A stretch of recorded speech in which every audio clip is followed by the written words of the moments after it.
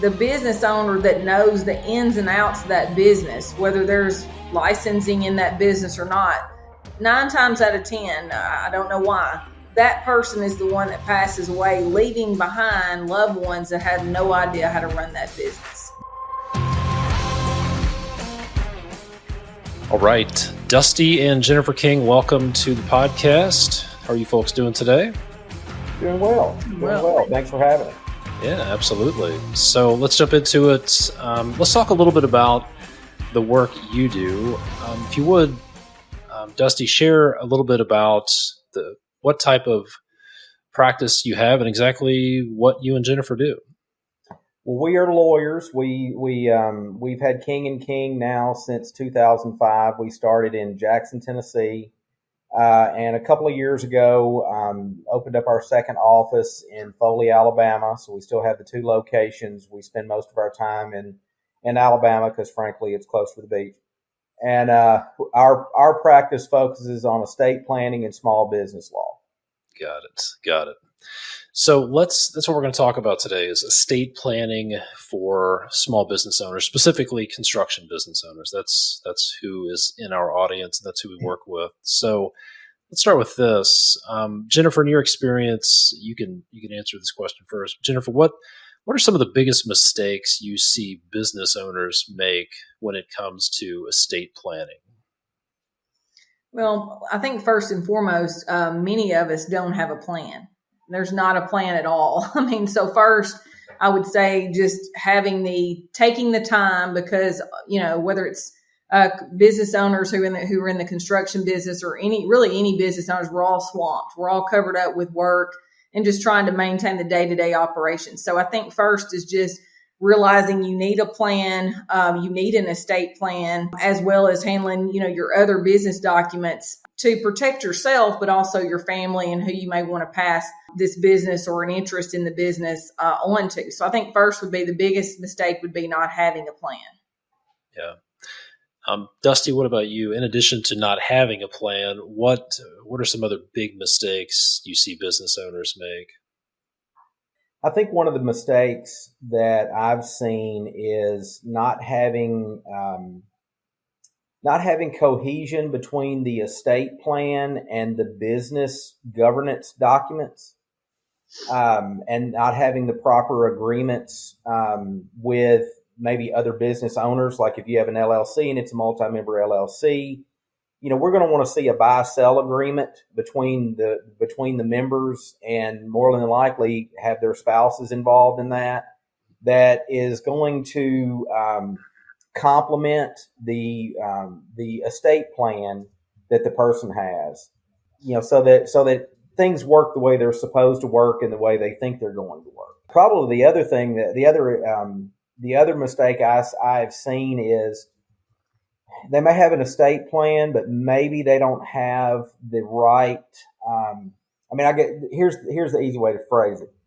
If something were to happen to a business owner, who's going to continue to operate the business when that person dies? Because more likely than not, that business is worth more if it's continuing to operate than if it just immediately shut down. So I've seen a lot of instances, in fact, have a case now where we don't have that person. So we're scrambling to get a personal representative appointed and things of that nature. So those are the 2 big mistakes that I've seen. So that leads me to my next question. What happens when a business owner hasn't done the proper estate planning? So Jennifer, I'll ask you, what happens? Can you give us some examples of the side effects of not having an estate plan at all? Right. Well, one side effect is, in every state, so no matter where your guests are coming from, each state is going to have a law of what's called intestate succession. So the state is going to have a plan for what happens, and that includes that business interest. So, the business may be an LLC, they may be an S Corp, they may be a variety of entities, but that entity, the ownership of that entity's got to go somewhere, and it's got to pass somewhere. So if they don't have a will or a trust or some other mechanism, that basically their loved ones are going to get pushed in more than likely into a probate process, which is under an intestate succession process. What I've seen happen is, and this is common, is if there is not a plan, let's just say someone doesn't take any action. Maybe they've got a successful business. They're rocking along and they're ins and outs of the business, and the spouse is not involved in the business. And then the ownership. So the business owner passes away. So we had that happen this year, where the wife, in that case, maybe a husband, maybe a wife, doesn't matter, but the non-business owner spouse had no idea how to operate that business and also didn't have the licensing to do it. So she, in my case, it was a she, but it could easily be a he, whoever that non-business owner or person then is dealing with the grief. There was no estate plan. So there was no documentation of actually the ownership of the business. So while there was an argument then over what does she actually own? Did the spouse have 100% ownership? Did he own it with another family member? Because there's been a dispute over that. So, what Dusty, I'm echoing back to what Dusty said earlier, it's not just the estate planning. It's kind of commingled and collides. It collides directly with the business documents, whatever that entity may be. So it's created a lot of headache and a lot of turmoil that she's now having to go through, and a delay in the business operating. So that was their main source of income. So not having the plan resulted in that. And what, if we go down that trail a little bit further, what were some of the ripple effects on the surviving spouse and the business? What sort of chaos or ripple effects did they all deal with because that plan wasn't in place? Well, they had to go. She is in this matter is having to go through a probate process because there's not any, from what can be ascertained, there's not any estate plan in place. So, and what's created here is in Alabama, for instance, it's going to be her and some of the children who actually inherit the business and everything else this individual had. So, that's probably an unintended consequence of not having a plan. So, without a plan, you may find that your business ownership and all the assets associated with that flow to individuals that you might not have intended. In addition, with her disrupting an income stream. So I'm curious, yes. what happens when a business is continuing to function and the ownership of that business is in the probate process? Well, if I can jump in on that, I think from a practical standpoint, really it's how do you continue, how does the business continue to survive during this period of time? Because when you look at the probate process, and this is whether it's an intestate like Jennifer was describing, or what we call testate, which if you have a will, if you have to go through the probate process, you're probably looking at, petitions have to be filed with the court. There's going to be hearings set. You're looking at a period of anywhere from probably 30 to 60 days, maybe more, before you get the documentation from the court that gives the personal representative or the executor authority. Okay, well, what happens during that 45, 60 days? Because I've got a situation right now. My client it's a corporation, but we had one shareholder. He was also the only officer. Well, he wasn't the only officer. He was the president of the company. He was the sole shareholder, and he passed away. So now we're scrounging on, do we have anybody else that can sign payroll checks? Do we have anybody else that can pay vendors?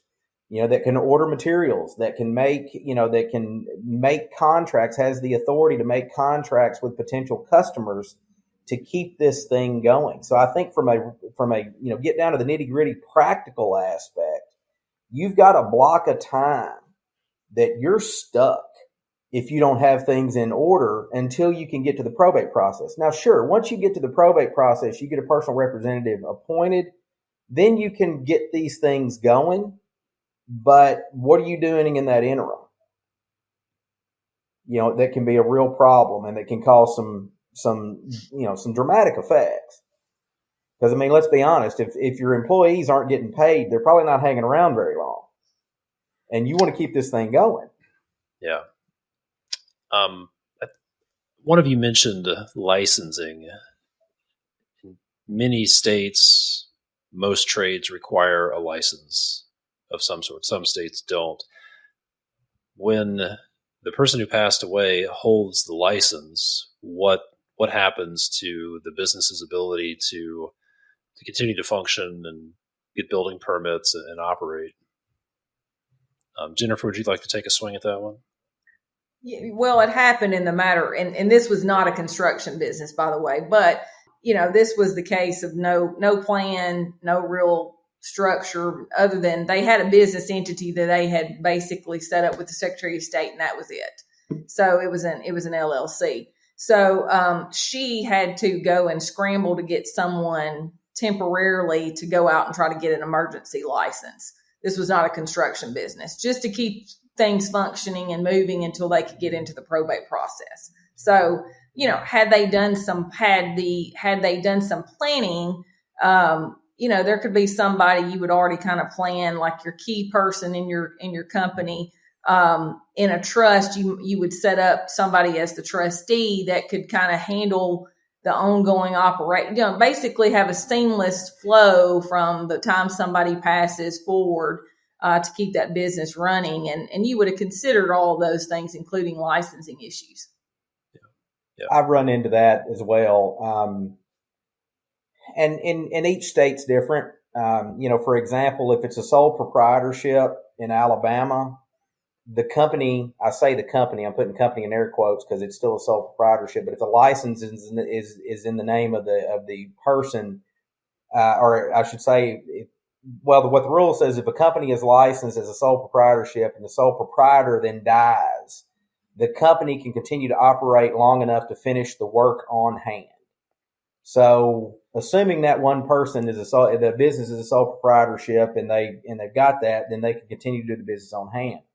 Although I've not had to deal with this directly, so I don't know. I haven't looked at this. I have heard that there's a period of time where if it's a company in Alabama, you can essentially get the license. It gives you a little period of time to get someone else licensed, and they don't necessarily shut you down. Yeah. Tennessee's not that way, though. I mean, Tennessee, a lot of times the license is with the individual, not the company. And when that person's gone, well, your licensed person's gone too. So my suggestion to business owners like that is get somebody else with the license. Like Jennifer said, get that key person, that right hand of the primary business owner, whoever, to have a license just in case. Or, in Tennessee, like I said, our other offices, our original office is in Tennessee. Statute in Tennessee for an LLC, for example, you can appoint an agent that's not going to have any ownership in the company. It's not necessarily a manager or anything, but is an agent that in the event of the incapacity of, especially if we're dealing with a sole member LLC, for example, in the event of that person's incapacity, now that may be death, it may be they, break their back and are laid up in the hospital or something, the agent can step in and help out and do things. You may want to find, a buddy that's also a contractor and say, hey, I need you to act as my agent in the event something happens to me. I'm going to put you in my corporate documents that say you're the agent. Now all of a sudden you've got another licensed person over here that can come in and step in. And I've had that too with businesses that, right, wrong, or indifferent, they had to go and they had to essentially kind of join forces with another person that has the license and kind of share the work just to get that person's license to be able to do the work. Because I'll say, in addition, kind of piggybacking on the license, but aside from the license, it happens so frequently. The business owner that knows the ins and outs of that business, whether there's licensing in that business or not, 9 times out of 10, I don't know why, that person is the one that passes away, leaving behind loved ones that have no idea how to run that business, aside from licensing. So, I had a client that got with a fellow business owner in the same line of work, and that person is actually his trustee of the trust that we drafted, because he knows if something happens to him, the spouse, would be unable to run that company. Just, doesn't have the know-how, you're like your guest. I mean, there's years to get to where they were, and the knowledge that they have that, Dusty and I've always said we're kind of the exception. Sometimes people, husband and wife are in the same business, but not a lot sometimes. So yeah. There's days that she wishes I wasn't in this business. Yeah, you bring up a really good point. There's some like points of failure, like licensing, maybe even if you have a bonding program in place that's based on your personal assets, if you have personal guarantees behind the business, things like that. When the business owner goes away, it creates a giant gap from a financial standpoint or licensing standpoint. But in too many small businesses, especially construction businesses, the business has been designed unintentionally to fail without the owner from an operations standpoint. In other words, if you take that person out for 2 weeks, 2 months, or they pass away, the business just can't run because the owner was an integral part of that business. And what we advise people to do is design your business in a way that it runs without you. That's one of the best ways to support business continuity and estate planning. So I'm curious, it seems like there are a lot of misconceptions about estate planning. Like, for example, does it only apply if somebody dies? What are some of the most common misconceptions about estate planning that you all run into? Well, I think you just hit on a big one. I don't think estate planning necessarily just applies if you die, because there's always the like I said earlier, the scenario with what if you have somebody who is injured on the job? You have that business owner who's injured and is laid up. Powers of attorney may be needed to continue to operate until they can get back on their feet, and that's part of an estate plan is going to be powers of attorney. Like I said, the corporate documents, I want to have those. My personal opinion, I want to have those lined up really well with that estate plan. I think another misconception though is I don't have enough stuff to have an estate plan. I don't have enough wealth or whatever to have an estate plan. And as Jennifer alluded to earlier, whether you know it or not, you've got an estate plan, because if you don't have one, the state you live in's got one for you, and it's called intestate succession. But it may not be what you want, and it may not be nearly set up for what you want, especially from a business standpoint. If that needs to be an ongoing business, it's something that you want to leave to the next to your kids. If business succession planning is somewhere in the midst, it has none of that. So we're really looking at, just a very bare bones, basic idea of how the assets are going to get from point A to point B if someone passes away. So those are the two probably big misconceptions that I see is, one, I don't have enough, and the other thing is, and I get it. In construction guys that I've represented in the past are some of the, with all due respect to your listeners, are some of the worst, that they just don't have time to sit down with, the paper pusher lawyer to get all this done. I get it. I understand everybody's busy, but it's a matter of, if you take a, few hours, however long it takes to get this done, it is going to save so much time and effort and money in the long run. It's well worth it. Hey guys, Todd here. If you own a custom home building or remodeling business, let me ask you a few questions. First, how often do you wake up in the middle of the night thinking about project details, financial issues, or something else about your business, and you can't go back to sleep? Are you spending more than 10 hours a week working in the business, wearing multiple hats, putting out fires, and you feel like you can't work on your business as much as you want? Number 3, do you have enough documented systems and processes, or is it all in your head? Number 4, how good is your handoff of projects from the office to the field? Are you getting hammered by the just enough to start trap, doing just enough to start? And then lastly, do you feel stuck? Do you feel like you need to grow, but you're scared to, and you don't know how to do it? Maybe it feels like you need to hire, but you're afraid to make a mistake, and you're worried you can't afford to hire somebody. Well, if any of that resonates with you, you're not alone. And if you want to make your business a source of more freedom and a source of less stress, to systematize your construction business, and our team here at Construction Leading Edge has helped over 300 builders and remodelers systematize their business, and we can help you too. The first step is to schedule a call with my team by going to constructionleadingedge.com/apply. That's constructionleadingedge.com/APPLY, or you can send a text to this number, 877-755-2410, with the word apply. That's 877-755-2410.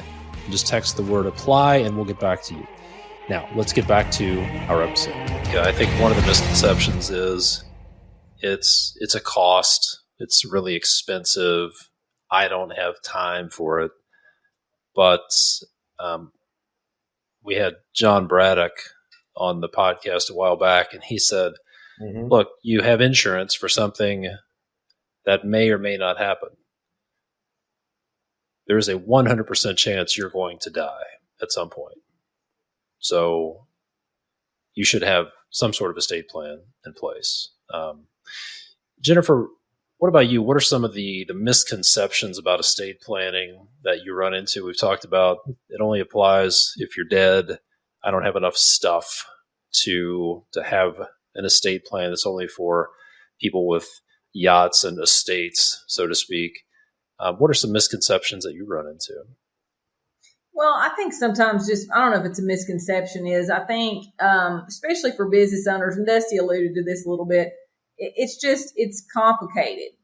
And I'm not suggesting that some of this is just simple. But I think we can streamline it to where there's a plan of action and implement the plan. So I think, especially sometimes with busy business owners, you're just, and I have a matter now we've been working on now for months. I mean, it may not be an overnight project, because this person the business owner needed to think about this in ways that he maybe had not thought about it. So I think that it's too complicated is one. I think we do have some people out there, believe it or not, and I think Dusty's run into this, that they don't want to do it because they think this is almost like a bad omen. I kid you not. So we have had those people. So, and I would just say that of pretty much all the matters I've gone through, including court matters that I've gone through probate, having a good plan and having a good estate plan mitigates the cost of not having one and it going out through the court system and beyond. So, I think the final one is, because I see this a lot, especially with business owners, is I'm not going to worry about it. My fill in the blank, this person will handle it. Be that my spouse, my child, or it's not my problem, they'll handle it. And in reality, most of the time is they don't have the authority to handle it. So there's got to be a plan in place for them to be able to handle whatever that might be. Yeah, and I think that last one, that's a pretty selfish approach to say, you know what, I'm going to be dead. They'll have to figure it out without me. And I personally think that's a pretty selfish approach, and really puts your family and employees in a spot when something does happen that just causes a lot of unnecessary grief and financial loss. They're just potentially a big financial cost. And as you mentioned grieving. Imagine if something happens to, if you're listening to this, if you were to pass away and then your family is grieving the loss of you, and then at the same time they have to figure out how to run this business so that they still have an income source and your employees have an income source. Just think about the load and the strain that's going to put on your surviving spouse or family members or somebody. So you may not be able to control what happens to you, but you have a lot of control over the experience your surviving employees and family members will have after you're gone. So let's talk about some of the basics of estate planning. I like to use the 80-20 principle, where 80% of the results are going to come from 20% of the inputs, or like the big rocks in the jar, so to speak. So what are some of the big rocks, or the what's the 80 for the 20 when it comes to estate planning? What do you think, Dusty? I think a lot of it is going to depend on, Jennifer and I are neither one are big on kind of cookie cutter plans. So, I mean, we want to tailor it to the needs of the person. But with that being said, generally we're looking at either a will-based estate plan or a trust-based estate plan. Now, the upside, to me, one of the big upsides about a trust-based estate plan is you don't have to go through the probate process. So for a business owner, I think and when I say trust-based, a lot of the times we're looking at it what we call a revocable living trust. So breaking that down, revocable means you can put things in, take things out. As the trust maker, you can put whatever you want to in, and then you can also take that out. Living, you're making it while you're alive. Okay. So a lot of times that's going to be the foundation of a trust-based estate plan. Is going to be that revocable living trust. Now, what Jennifer and I have done, there may be other trusts involved. There may be, I mean, there's 1,000 different trusts, and I don't want to bore everybody with all the lingo, but I will point out this. Jennifer and I both have instances where we would have not only the revocable living trust, but then a separate business trust where the business would go into the business trust. And those are really good in those situations that Jennifer described where the spouse is really not involved with the business. So that may or may not be right for the person, but that's another component. But you've got the revocable living trust. Then we're looking at powers of attorney. So you usually, I think pretty much all states recognize some form of general durable power of attorney. I always describe that as that's the wallet that handles the money. So the person with the general durable power of attorney, they're going to be able to make financial decisions for you if you are unable to make those decisions for yourself. Then we have an advanced healthcare directive or a medical power of attorney. That is, they're making medical decisions. Okay. Now, I jokingly tell the wives that doesn't mean you get to put a pillow over your husband's face just because he makes you mad. But if you're incapacitated and can't make decisions for yourself, this person's going to be able to make those medical decisions. Then you've got the living will, which is usually, those questions of if you're terminal or in a consistent vegetative state, what are your wishes? Those are pretty much standard in any estate plan. And we have some other ancillary things, but I would say those are the ones that the have-tos, the must-haves. Those are pretty much it. Now, with a will-based estate plan, you're looking at a last will and testament, and then you're looking also at your powers of attorney, your living will, that kind of thing. But again, with a last will and testament, you have to go through the probate process. A couple of questions on that. Is there any benefit to a will-based estate plan over a trust-based estate plan? Jennifer, what's your opinion on that one? Because I have mine, but what's yours? I would say I can't think of one for a business owner. I usually tell my clients that are business owners, do you want your business to go through a court process? And that's pretty much all they really are running for the door and saying no, because think about all that entails. I mean, most business owners, we're included in that. This is kind of your child. I mean, you have worked, you have, pushed, you have put all this time, and the idea that a court gets involved with that, along with everything else, is not something that most business owners want to see, and I don't want to see particularly. And I would agree with that.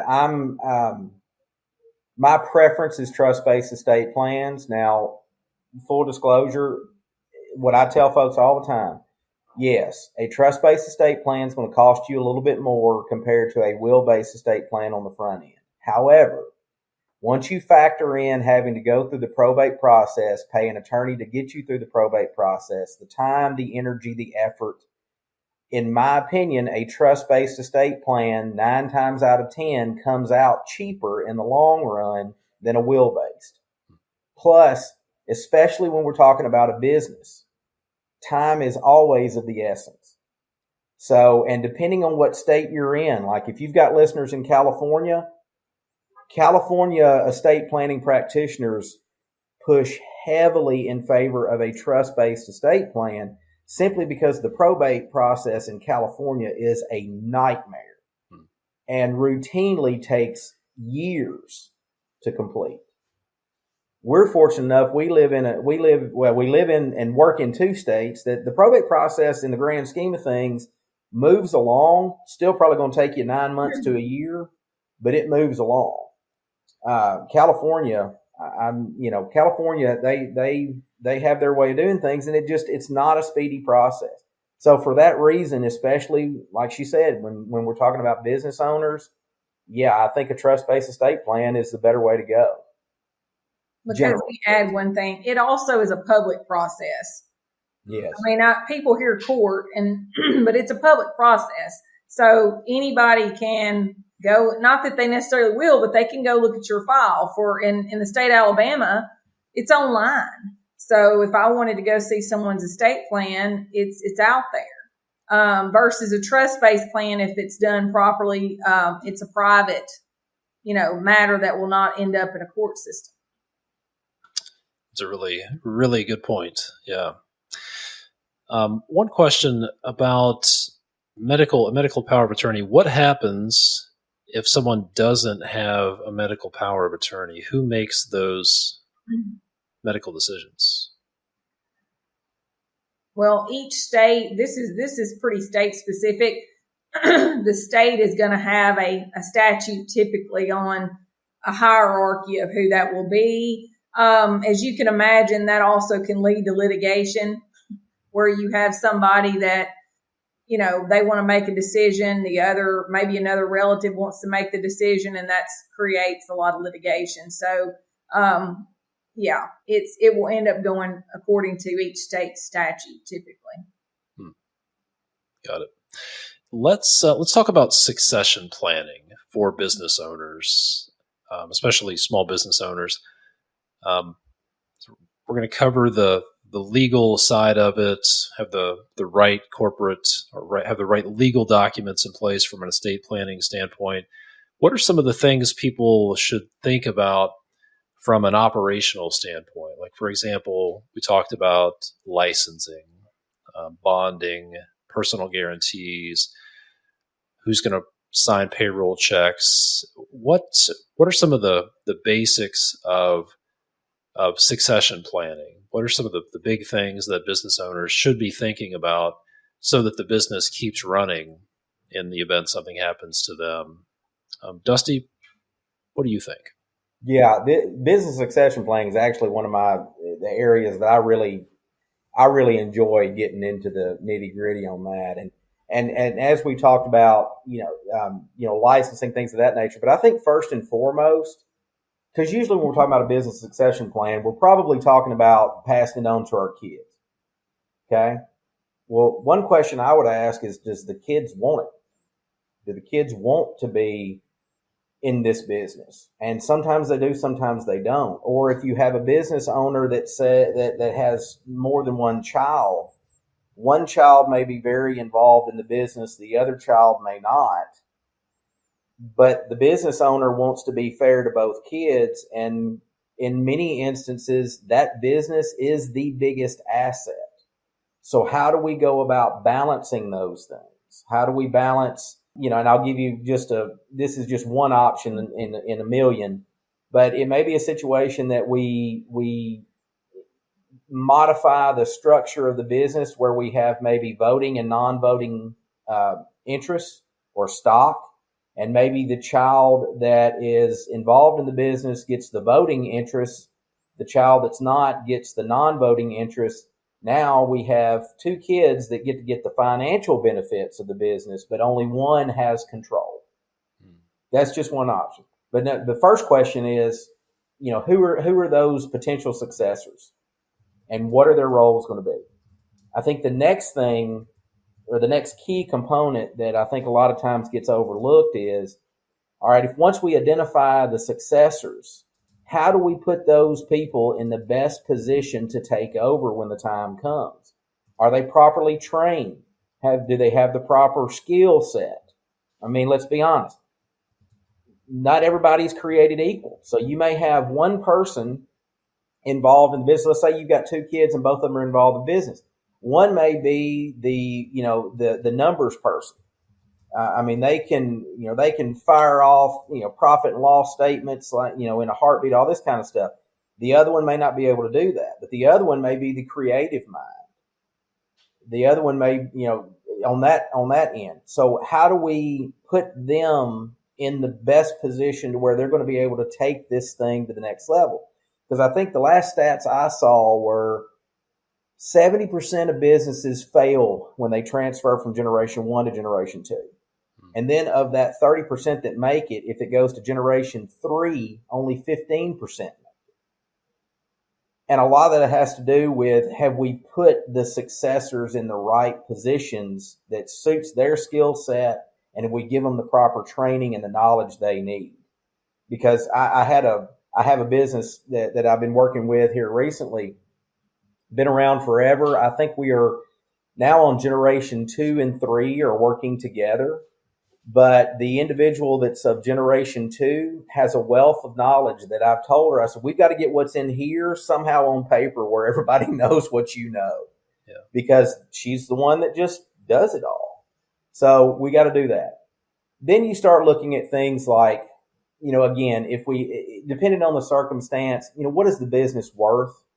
So you may want to look at getting a business valuation. Now that could be as simple as getting with your accountant and say, hey, give us a business valuation that we can work with. Give us a number. Or you may want to go and get that professional business valuator and have a full-blown business valuation. Get down to, like, if you're an LLC or if you're an S Corp, what is each membership interest or each stock worth? Then you can start planning of, how do I divide this up? How do I do this? And then, of course, you've got the legal and financial considerations. So we want to make sure the paperwork is the way it should be. I think we've touched on that. And then, this is a little bit of an intangible thing, but I think it's pretty significant. If you have that founding business owner, is that business owner ready to let go? Because I'll take let's take somebody in the construction industry. If you've been the contractor for 40 years and you've built 60% of the subdivisions in your town, your identity is really wrapped up in that business. So what's your identity going to be when you're no longer that person? When you're no longer the one out there, directing the traffic of building these homes. I see a lot of that where you have a business owner that knows in their head it's time to let go, but in their heart, they're not ready for it. And, helping that. And then at the same time, you have the next generation who's really excited and really passionate about taking over. And they almost feel like they're being held back by the founder. Those are difficult conversations to have, but they're necessary. And, just being patient with both sides to have that transition occur in a healthy, collaborative way. Yeah. I'm really glad you brought up the intangible or the emotional side. It may seem like it's all black and white and legal documentation, but there's a lot of emotional stuff that needs to be worked through as well. And that you can't solve emotional problems with logic and documents, and it just has to be communicated well. Hey guys, Todd Dawalt here, and let me ask you a tough question. Think about this. What would happen to your family and your business if you died next week? Would your family have access to things like your will, your trust, life insurance, bank accounts, and investment accounts? Are your estate planning documents up to date and easily accessible? And what would happen to your business operations? Could someone write checks? Would your team know what to do? And would they have the information they need to keep things going? These are important questions, and it's why we created the Legacy Vault Accelerator program. And the Legacy Vault Accelerator is designed specifically for construction business owners. And our goal is to help you compile all of your essential personal and business information into one secure digital location. In other words, your own legacy vault. So imagine having everything your family and your team would need right at their fingertips if something happens to you. We're talking about financial records, business operations, personal documents, all organized and accessible in a secure digital vault. This is crucial for ensuring that your legacy continues smoothly no matter what life throws your way. So join us in the Legacy Vault Accelerator and have the peace of mind that comes from knowing you've done your job to set up your family and your business to succeed when something happens to you. You can take the first step over at constructionleadingedge.com/vault, VAULT today. Don't leave your business's future and your family's well-being and your legacy to chance. Head over to constructionleadingedge.com/vault to get all the details. Jennifer, what else would you add to that list? What are some of the big rocks or the big pieces that business owners should be thinking about when it comes to succession planning? Well, I guess I'm sorry, I'm a lawyer, so I'm going back to the legal documents.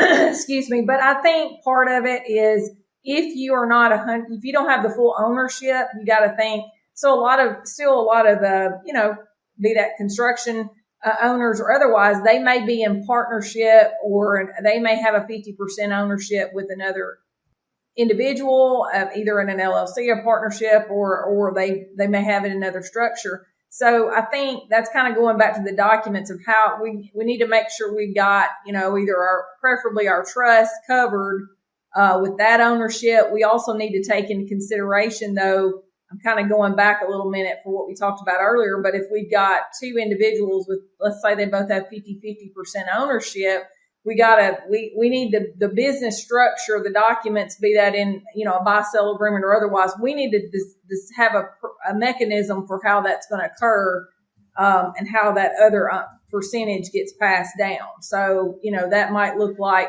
maybe the other member of the company gets to buy that back. So, that's a little bit outside of what Dusty was talking about. I think he's alluding more, which happens of, hey, we have a key person in the family we want to kind of push that business toward. But we also have to keep in mind we've got to go back to kind of our organizational documents too to see, especially if we're not 100% ownership, how that's going to play out in the business structure. And I think that's what a lot of the business owners don't have. And I think I can speak for Dusty. How many times we see I have somebody now, he has 4 or 5 LLCs. He owns most of them with another individual that's not a family member.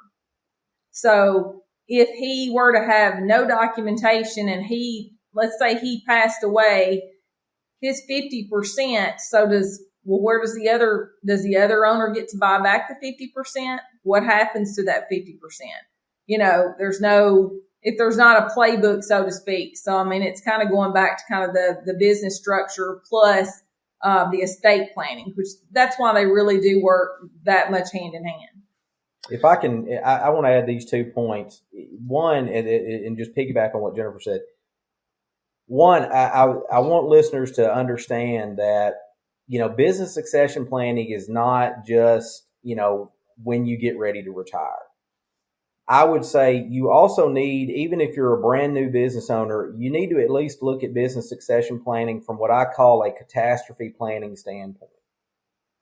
And what's going to happen to this business if I am suddenly gone? And that may be selling it. So even at a bare minimum, who are your biggest competitors and who can someone go to and say, hey, do you want to buy this business? Because the founder is no longer with us. That is a valid business succession plan depending on where you are in your stage of life. The second point I wanted to make to Jennifer's point, talking about business documents, and I think we talked about the business documents kind of in a general sense. I'm constantly amazed at how many, and for some reason it seems to be, especially with sole member LLCs where you just have one member, you still need an operating agreement. Okay. Usually to form an LLC, you're filing something, whether they call it an articles of organization or whatever the state calls it. You're filing something with the Secretary of State's office to create the business. I always describe that as that's kind of like your car title. It at least says that the car exists. Then you go and you go to the IRS.gov or get your accountant to it or whatever, and you get an EIN number. Well, that's going to be like your VIN number. Your operating agreement, that's your owner's manual. And so many businesses that we see, so many business owners coming in, they may have multiple businesses. None of them have any operating agreement. And that's really troublesome if you have, multi-member LLCs between people who are not related. And I would say, even though they may be related, if they're not married, I want an operating agreement. But I create, and I think Jennifer does too, we do operating agreements even for sole member LLCs. They may not need all the provisions in it, but if they ever decide that they want to add somebody and they don't come back to us for it, at least I know they're set up, that they have something in place that they can do that. I want to walk through a real life example that one of my clients dealt with in a few minutes, but I want to talk about the time frame for succession planning. One of the first things you said, Dusty, was you need to identify who the potential successors are, what their roles would be, figure out how do we put the successors how do we set them up for success and train them. If someone's planning on retiring, they have a horizon, or they want to sell the business or somehow step away from the business on their own time frame, how far in advance should they be thinking about succession planning? Is it like, hey, it's May, I plan on wrapping it up at the end of the year, I have 6 months to do this? Or is it a 5-year process? What kind of time frame do you recommend, Dusty, to start putting these things in place? I think a lot of that's going to be a case by case basis. But with that said, again, I go back to my point of the catastrophe planning. I think business succession planning should just be part of what you do. But that business succession plan is going to evolve along with the business. So I use the example of, if you have somebody who is in their early 30s, maybe late 20s, early 30s, they go and they have a construction company. They're doing pretty good. Again, we're looking at that catastrophe plan. They're not planning on retiring anytime soon, but we need that catastrophe plan because, again, this is probably one of the biggest assets, if not the biggest asset, that the person has. So if something happens to them, we want a plan in place that's going to give the most benefit to the heirs as we can, be that a spouse, be that spouse and kids, whatever that is. Then as we get older and we start getting in maybe the mid 40s, mid 50s, maybe we've got kids that's come up. Maybe we have somebody who's not related, but a key person that's really been involved. We're still maybe in the idea of catastrophe planning, but then again, we may be a little bit more of, hey, I really wish I could have more of a typical 9 to 5 schedule where I can maybe I'm not climbing on the roof and putting up the shingles anymore. What does that look like? How can I back off? Do I need to start putting, people in key places that I wasn't thinking of before? What if I do want to slow down? What does that look like? And then as we go along, then we get into, okay, I'd like to retire I would like it not to be 6 months. I would like to at least have 2 or 3 years because again, we got to think about, we got to train these people. We got to put them in the position where that's going to best line up for their success. That's probably not going to be done in 6 months. I would at least want a year, preferably longer than that, for that component. But then you can look at, okay, I want to retire. What does this look like? And then you got the other question too that we've not hit on, but is the founder who is retiring, do we still need some residual income from this business from a financial support standpoint from themselves? So what does that look like? And how do we put that in place? So in my opinion, business succession planning is just kind of one of those things that if you have a business, you need to be thinking, at least have some plan of, if something happens to me, what do we do from the beginning? But if we're looking at strictly the I'm retiring standpoint, I would want at least a year, really no less than a year, to be able to kind of be able to fill this out, ask some questions, have some meetings, have meetings with potential successors, make sure they're getting the training that they need, getting all the pieces put together. Now, the lawyer part may not take a month. It's the other intangible parts that may take longer. Yeah. You bring up a really good point. I think one of the misconceptions people have is estate planning is something I do once, and I put together my trust documents and I put them on the shelf, and then sort of a break glass in case of emergency situation. But what I'm hearing you say is catastrophe planning, estate planning, succession planning is something that's done continuously, and you're constantly reviewing and updating that plan. That's what CEOs do. And if you don't have time to do that, then that's a big problem. If you're listening to this thinking, geez, I don't have time to do this, I'm already working 60 or 80 hours a week, that's actually a pretty good indication that you need to do this desperately. Because if you're working that much, you're at risk. Well, your business is at risk because apparently you're really deeply involved in day-to-day firefighting.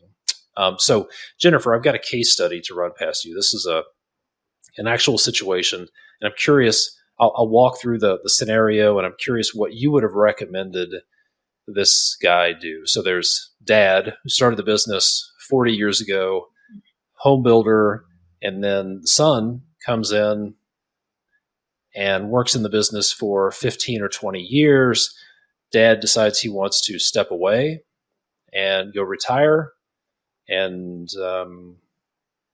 but Dad owns 51% of the business, but he's no longer involved in the business. Son is running the business full-time, doing all the work. He goes to Dad and says, Dad, we need to come up with some sort of a transition plan because Dad still had control, but Dad wasn't active in the business.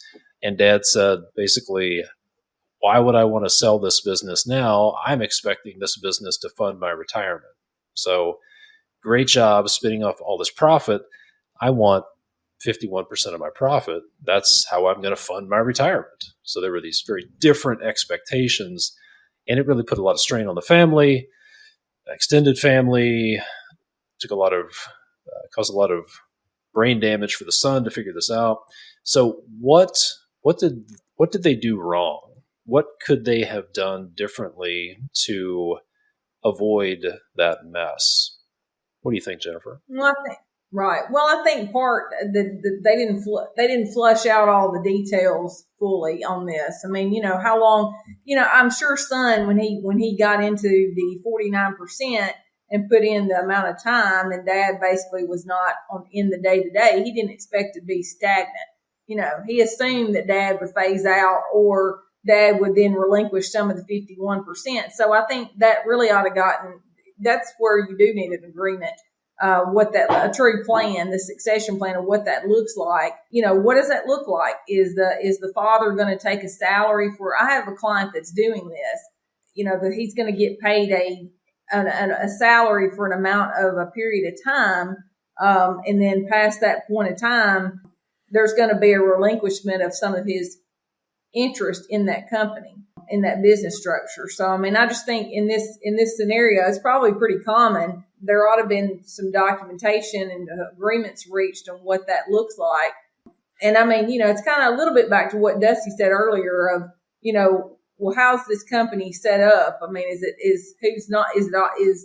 father has, I assume, all the voting shares. So father basically has the majority interest and he controls the day-to-day operations. So that needs to get that should have been addressed. So because it sounds like the son has got a 49% interest. So he's the minority, but he's also got he's not the controlling ownership, and more than likely under this scenario doesn't have any, decision-making authority to much degree, depending on what kind of interest. At least he can't override dad. He can't override dad. So, I mean, I think this is just where the lack of an agreement is really causes these things to go awry, and plus hardship in a family. I don't know what you'd add to that, Dusty, as far as well, I mean, I agree with you. And this is a scenario where, again, one option in a million options. Do we need to make changes to the business structure where we have voting and non-voting rights?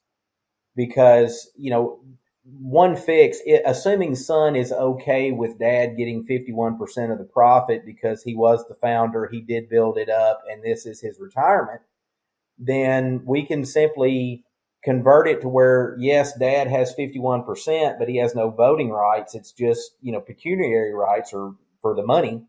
And 100% of the voting control goes to the son now, who is managing the day-to-day operation.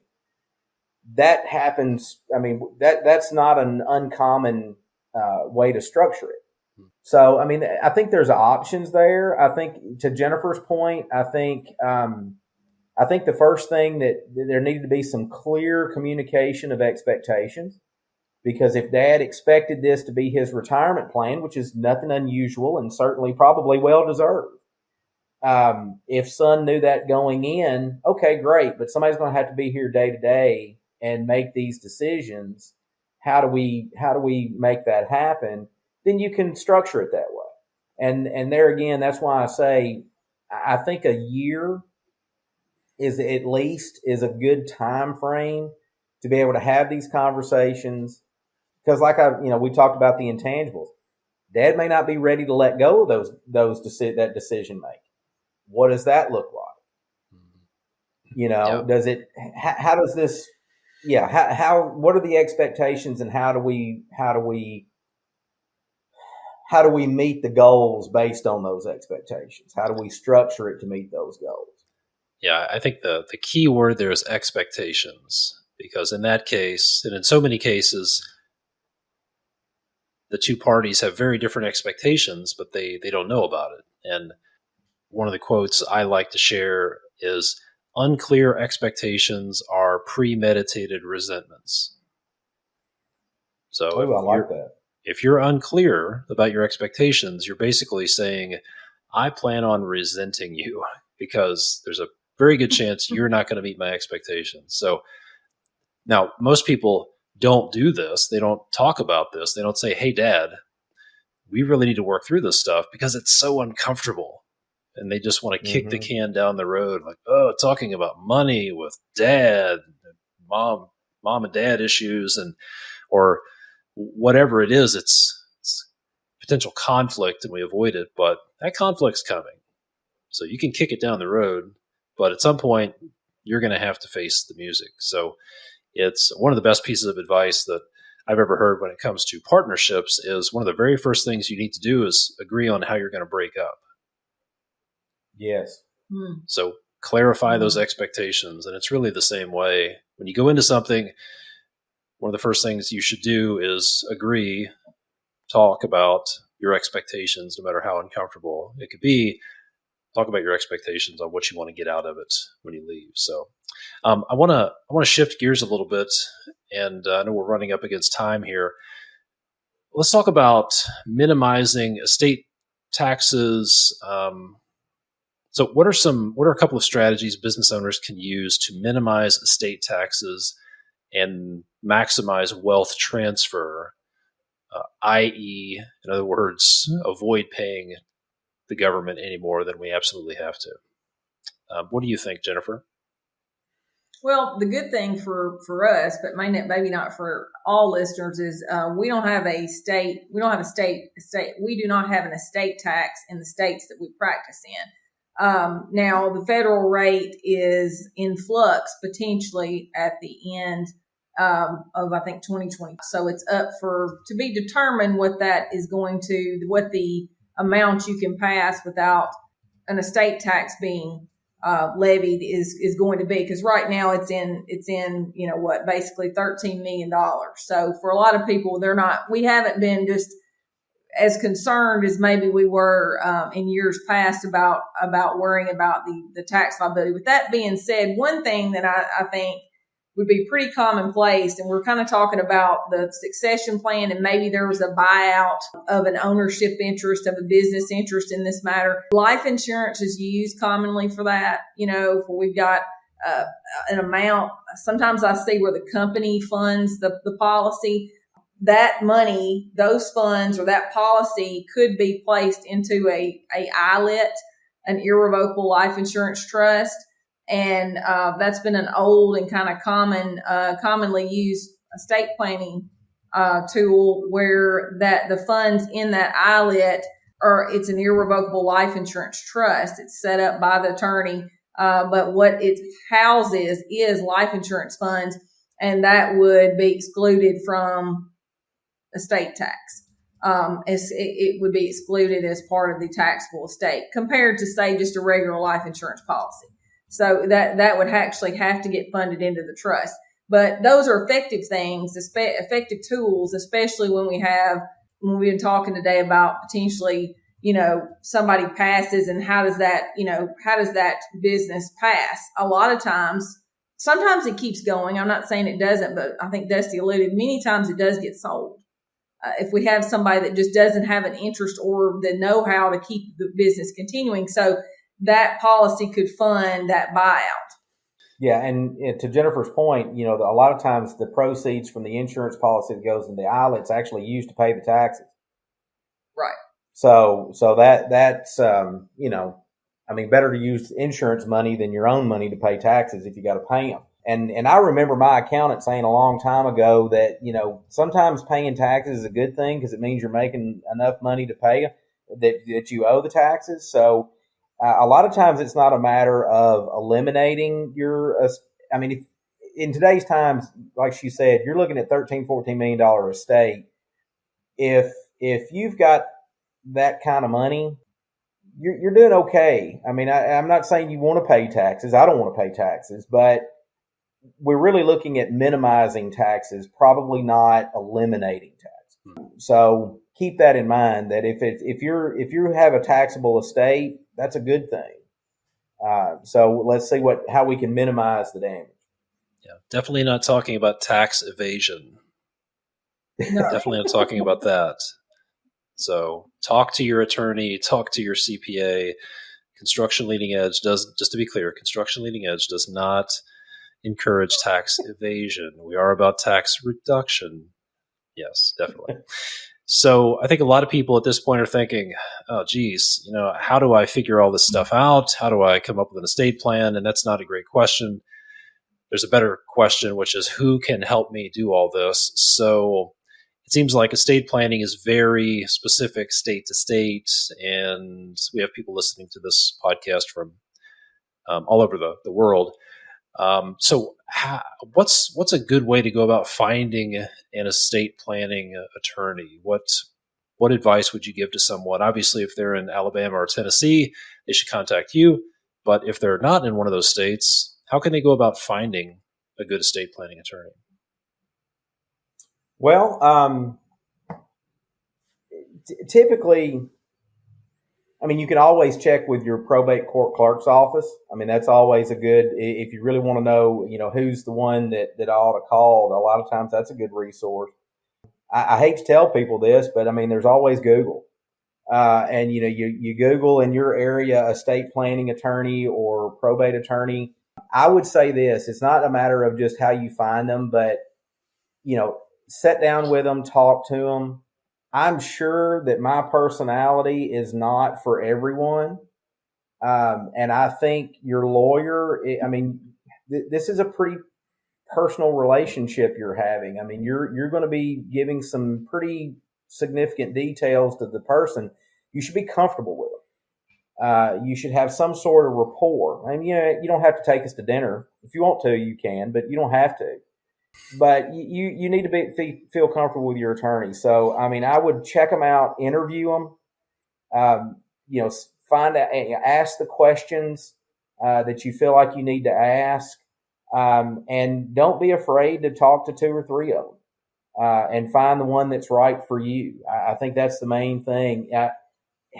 The practice of law, I would say, in probably the last 25 years has gotten so specialized, and I can't use the word specialized because that's a no-no to the bar associations, but so focused, you rarely have the general practitioners now. So, I mean, check out their websites, look at their websites. They're going to tell you whether they do estate planning or not. Now, I wouldn't necessarily go with every website that says we do wills. A lot of people do wills, but they don't necessarily focus on the ins and outs of trusts and really get into the deep, business succession planning, things of that nature. But whatever town or city you're in, I guarantee you there's probably a lawyer that's focusing their practice on estate planning. Find them, sit down with them, interview them, and see if they're a good fit. Good advice. Well, I really appreciate you all coming on here, sharing. This has been very eye-opening. I think I think we've addressed some misconceptions, maybe simplified the process a little bit and given people some good things to think about. If folks want to connect with you, learn about your firm, and maybe talk to you about working with them, Jennifer, where's the best place for them to go to do that? Well, they can look online at www.kingplc.com is our website, or we have a Facebook page that we try to put content on that's I think would be beneficial to all your listeners, whatever state they may be. We are in Alabama at 251-501-6100, and Tennessee at 731-664-6864. Good stuff. So, folks, take action on this. Go look for an estate planning attorney. Don't try to figure out how to do this yourself.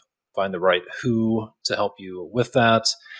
And if you need help with getting the systems and processes in place, getting the business out of your head so your business will run without you, then that's what we do here at Construction Leading Edge. So you can take the first step to talk to us about our Systematize Your Construction Business Program by going to constructionleadingedge.com/apply. We'll schedule a call, talk through your business, and let you know what that looks like. So, Dusty, Jennifer, thanks so much for being on here. I really appreciate it. Thanks for having us. Todd. Hey, Todd here. Before you go, thanks for listening. If you get value out of this podcast, if you could leave a rating or a review on YouTube, Spotify, Apple Podcasts, wherever you consume this content, that would be great. And then if you are tired of waking up in the middle of the night, thinking about project details, worrying about cash flow, if you're tired of being stuck in day-to-day operations, putting out fires, if you're tired of not having enough documented processes and systems in your business, if you're tired of being hammered by the just enough to start trap and you feel stuck, if you want to grow your business and you want to know the right process to do it, if you want to have a roadmap to follow and a proven system for that, then there's a 5-step process to systematize your construction business. And the team here at Construction Leading Edge specializes in that. That's exactly what we do. And we've helped over 300 companies do just that. If you would like our help, if you'd like to talk about what that looks like, the first step is to go to constructionleadingedge.com/apply, or you can go to our website, constructionleadingedge.com, and tap the Apply Now button, or you can simply send a text with the word apply to this number, 877-755-2410. Just send a text with the word apply to 877-755-2410, and my team will get back in touch with you. Thanks for listening. See you next time.